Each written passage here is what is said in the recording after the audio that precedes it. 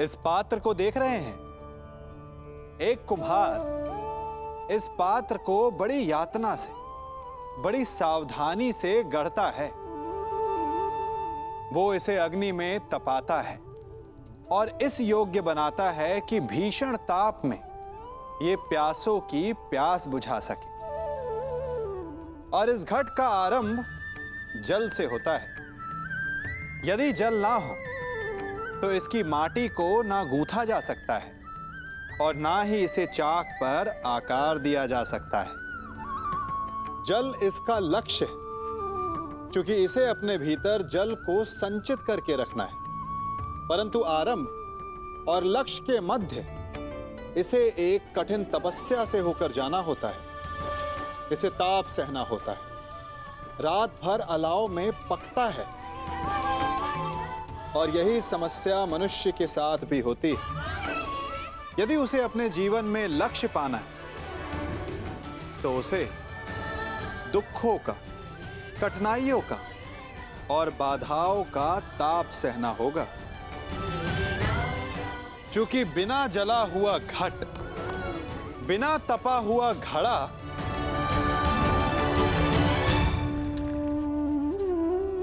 जल का संचय नहीं कर सकता। तुम्हारे पास दो विकल्प शेष है दुर्योधन। मारो भीम, मारो, शीघ्रता करो भीम। इतनी भी क्या शीघ्रता है राजकुमार युधिष्ठिर?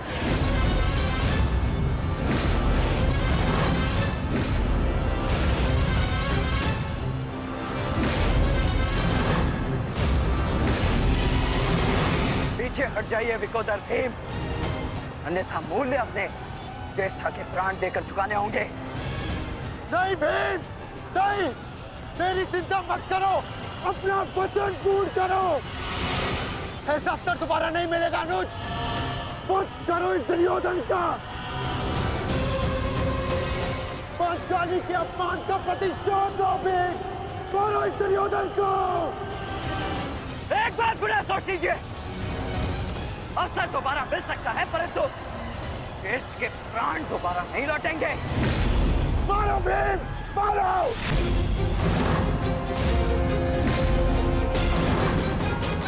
दुर्योधन!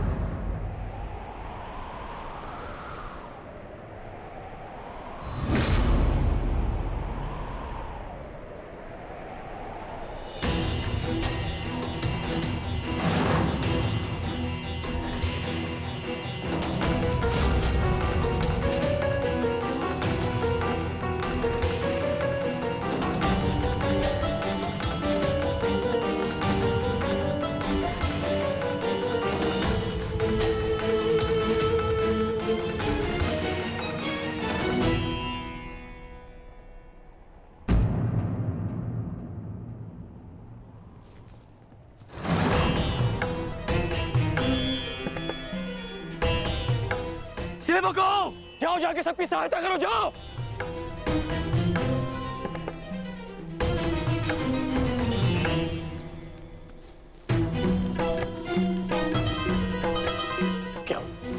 क्या हुआ?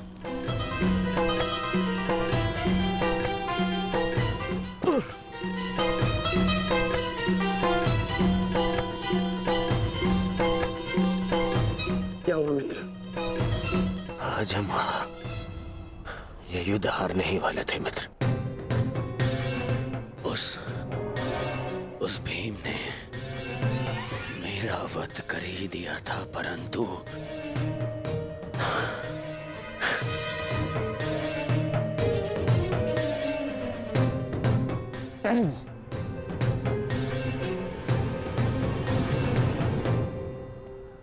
ठीक समय पर आकर वृषसेन ने पूरी परिस्थिति को ही बदल दिया।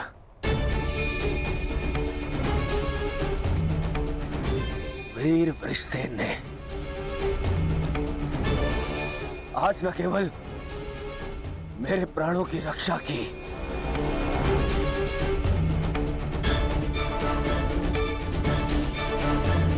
पितु,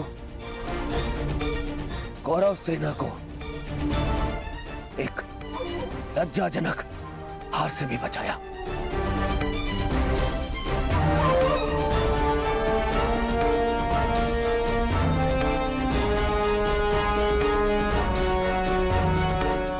मैं गर्वित हूं तुम्हें अपनी सेना में पाकर पुत्र, गर्वित हूं मैं।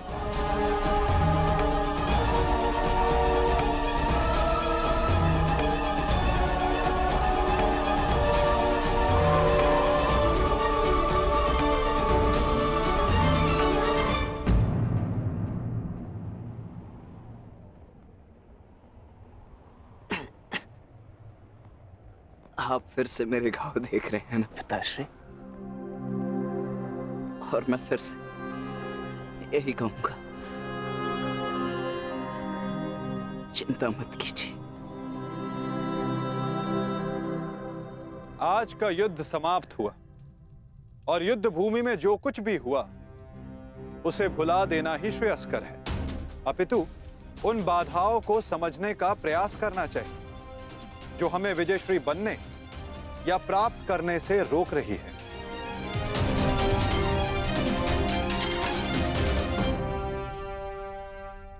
सबसे बड़ी बाधा तो वो कर्ण का पुत्र वृषसेन है। आज दूसरे दिन भी उसने दुर्योधन का अंत होने से बचा लिया।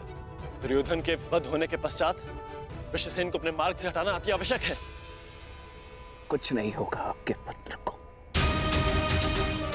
और आपका पुत्र आपके मित्र को भी कुछ नहीं होने देगा।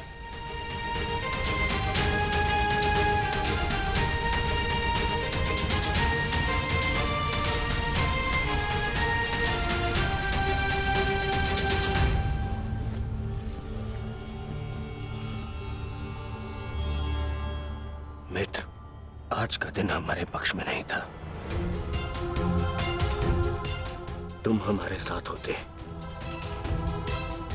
तो कदाचित ऐसा नहीं होता।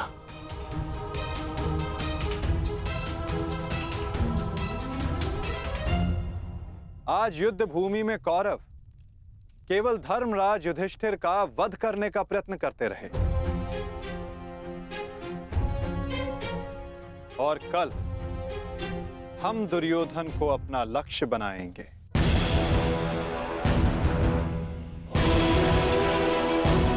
क्योंकि दुर्योधन के अंत के साथ कौरवों की पराजय भी निश्चित है।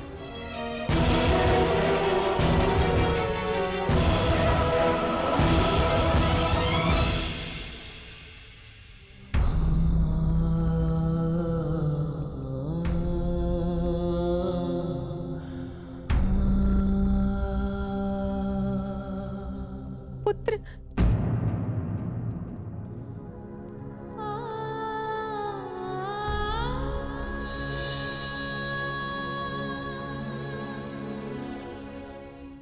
क्या दशा बना दी है इस युद्ध ने तुम्हारी। अरे माता, आप कब आई? माता हूं,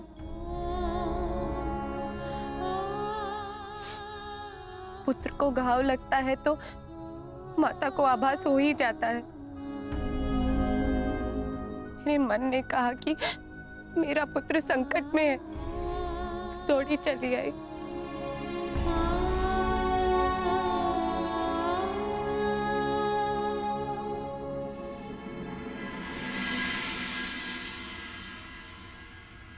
परंतु आप भी तो इसके पिता हैं।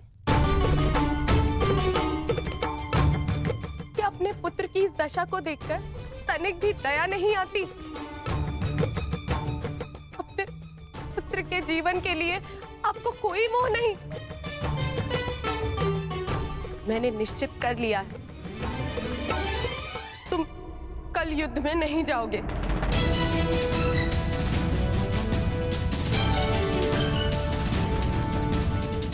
परंतु माता, मैंने कहा ना, ये मेरा अंतिम निर्णय है। पिताश्री, ये तुम्हारे अतिरिक्त कौरव सेना में और भी कुशल योद्धा है।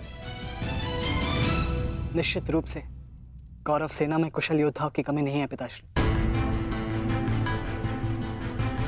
परंतु वृषसेन वो उन सबसे भिन्न है। उसकी सोच, उसकी प्रतिभा, उसका तेज प्रशंसनीय है। उससे द्वंद्व करते समय मैंने बहुत कुछ सीखा। यदि वो कौरव के पक्ष में ना होता तो निश्चित रूप से मेरा अभिन्न मित्र होता।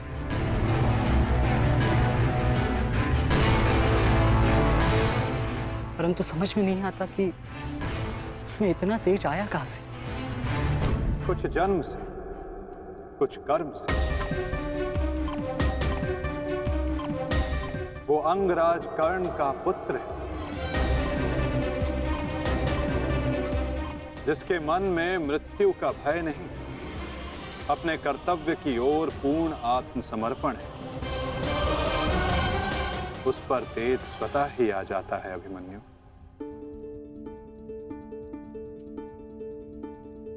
मैं अपने कर्तव्य से मुख नहीं मोड़ सकता माता, क्षमा चाहता हूं। आप मुझसे मेरे प्राण भी मांगेंगी तो मैं अभी अपना शीश काटकर आपके चरणों में रख दूंगा, परंतु मैं अपने वचन से विमुक्त नहीं हो सकता माता। मैं वचनबद्ध हूं। मैं युद्ध में पराजित होकर लौटने वाला नहीं, या तो मैं विजयी होकर कंधों पर बैठकर आऊंगा, या वीर गति को प्राप्त करके कंधों पर लेटकर।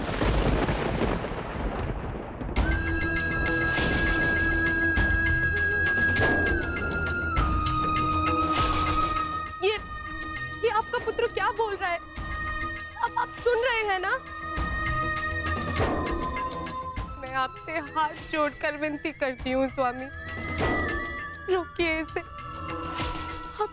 ऐसा कैसे होने दे सकते हैं? कुछ कीजिए। करना तो तुम्हें है सुप्रिया। ममता और कर्तव्य में संतुलन करना है। तुम एक योद्धा की माता हो, तुम्हें अपने हृदय को कठोर बनाना होगा। मेरी अनुपस्थिति में हमारा पुत्र इस महायुद्ध में अत्यंत मुख्य भूमिका निभा रहा है। मुझे उस पर गर्व है, और तुम्हें भी होना चाहिए सुप्रिया। युद्ध में पीछे हट जाने वाले वृषसेन का पिता होने से अधिक युद्ध में बलिदान दे देने वाले वृषसेन का पिता होना अधिक श्रेष्ठकर समझता हूं।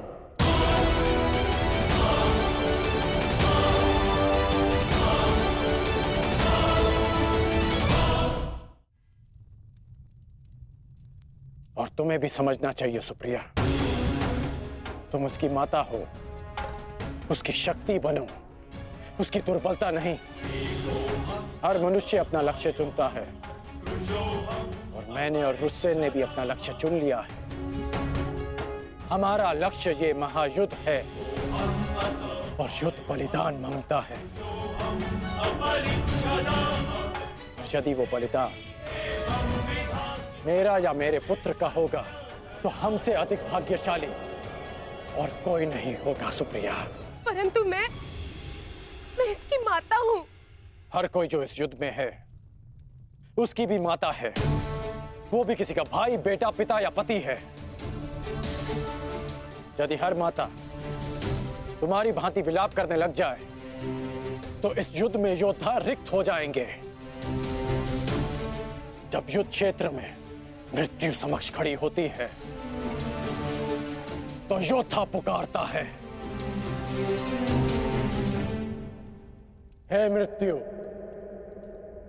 तैयार यदि तू आने को, प्रसन्न मुख आ, द्वार खुला है, तेरा स्वागत, प्रसन्न मुख आ।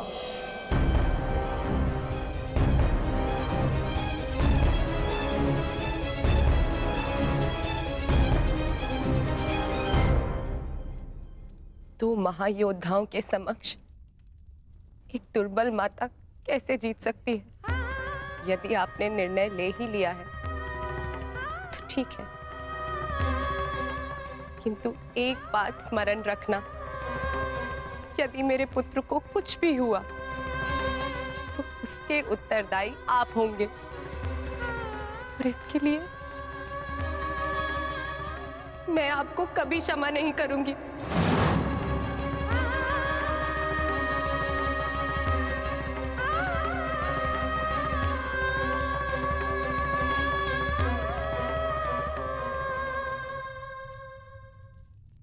आज युद्ध भूमि में पांडवों का प्रयास था कि दुर्योधन पर वश पालें।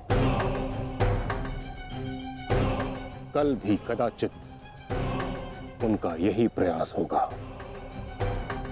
इस कारणवश हमें सज्ज रहने की आवश्यकता है।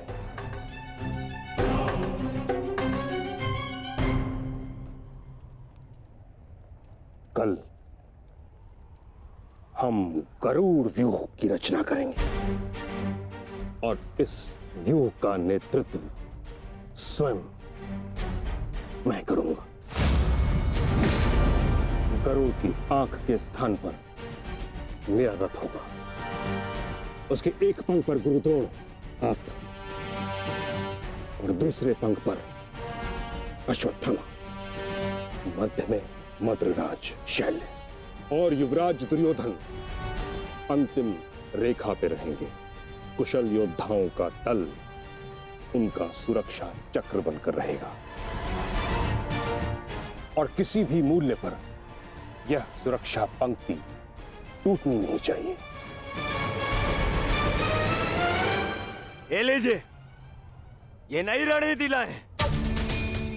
पितामह, आपकी अब तक कोई भी रणनीति सफल तो हुई नहीं है। ऐसा ना हो कि आपकी ये रणनीति भी असफल रहे।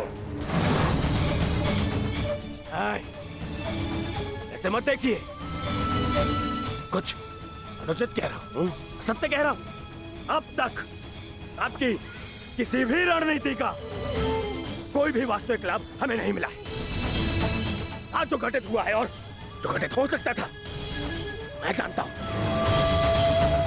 अरे सेना को छोड़िए, आप तो मेरी सुरक्षा का कर्तव्य, अपने युवराज की सुरक्षा का कर्तव्य भी पूर्ण नहीं कर पाए। हे पितामह, अब मुझे आप पर विश्वास नहीं रहा पितामह। नहीं दुर्योधन, पितामह के अतिरिक्त तुम्हारी रक्षा और कौन कर सकता है? मैं करूंगा, मैं करूंगा, मैं करूंगा, मैं करूंगा।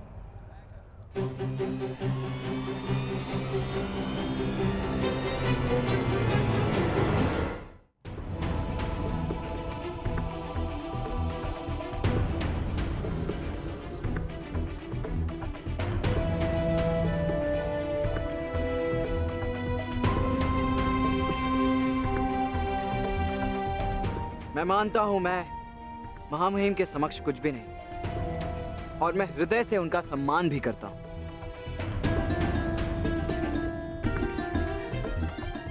किंतु यदि युवराज मुझे अवसर दें तो मैं उनकी सुरक्षा के लिए सदैव तत्पर रहूंगा।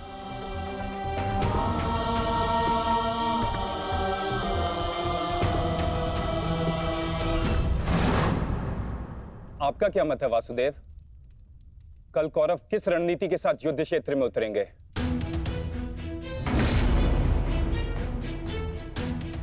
उनकी व्यूह रचना क्या होगी?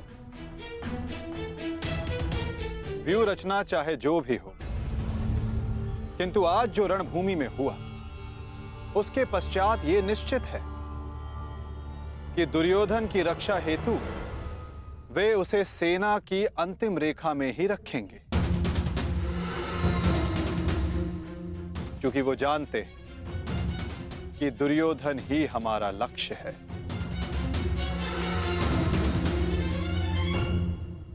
यदि ऐसा है तो फिर हमें कौन से व्यू का उपयोग करना चाहिए माधव? अर्धचंद्र व्यू पार्थ।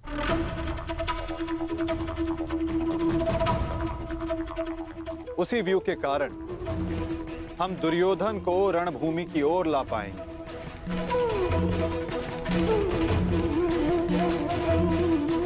और यदि दुर्योधन व्यू से बाहर नहीं आया तो ये उसकी दुर्बलता समझी जाएगी और मानसिक पराजय भी।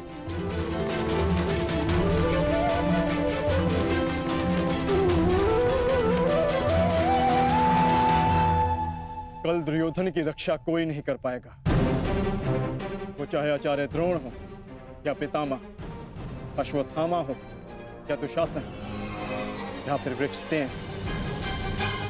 कल जो भी योद्धा मेरे और दुर्योधन के मध्य आएगा वो या तो रणभूमि छोड़ेगा या फिर ये संसार। मेरे पिताश्री आप पर पूर्ण विश्वास करते हैं युवराज, और मैं अपने पिताश्री की ओर से आपको यह वचन देता हूं कि जब तक मेरे शरीर में अंतिम श्वास रहेगी तब तक मैं युद्ध भूमि में आपकी सुरक्षा के लिए प्रस्तुत रहूंगा।